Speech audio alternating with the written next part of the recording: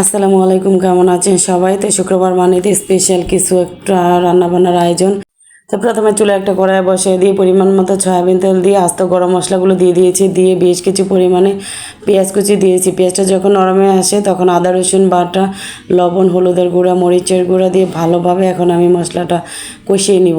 তো মশলাটা যখন একদম ভালোভাবে কষানো হয়ে যায়, উপর দিয়ে তেল বেশি ওঠে, তখন কেটে ধুয়ে রাখা আলু আর মাংসগুলো দিয়ে দিব।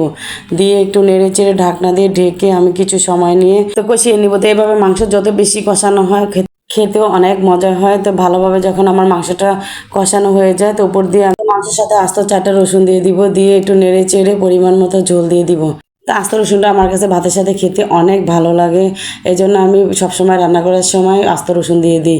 আর ঝোলটা দেওয়ার পর একটু নেড়ে চেড়ে ঢাকনা দিয়ে ঢেকে আরও কিছু সময় রান্নাটা করে নিব। তো এরপর যে আমার রান্নাটা পুরোপুরি হয়ে গিয়েছে, তো উপর দিয়ে কিছু ভাজা গরম মশলা দিয়ে দিব। গরম মশলার সাথে 4-5টা শুকনো মরিচও দিয়ে দিয়েছিলাম। তো আস্ত মশলাগুলো গুঁড়ো করে আমি তরকারির সাথে দিয়ে দিয়েছি। আর তরকারির কালারটা দেখেন মাসাল্লাহ কতটা সুন্দর হয়েছে। তরকারি দেখে তো আমার লোভ সামলাতে পারছি না, তাই একটু ভাতও খেয়ে নিতেছি। তো প্রথমে আমি সাজনা শাকের ভর্তা দিয়ে ভাতটা খেয়ে নিয়েছি। আর তরকারিটা আজকে এত মজা হয়েছে কি বলবো, আর কালারটাও মাসাল্লাহ এত সুন্দর আসছে।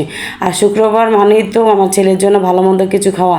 অন্য সময় যতই রান্না করা হোক, কিন্তু শুক্রবার আসলে ওর জন্য মাংস রান্না করতেই হবে। তা আমার ছেলের মতো কার কার বাসায় আছে এই সমস্যাটা আপুরা জানেন তো?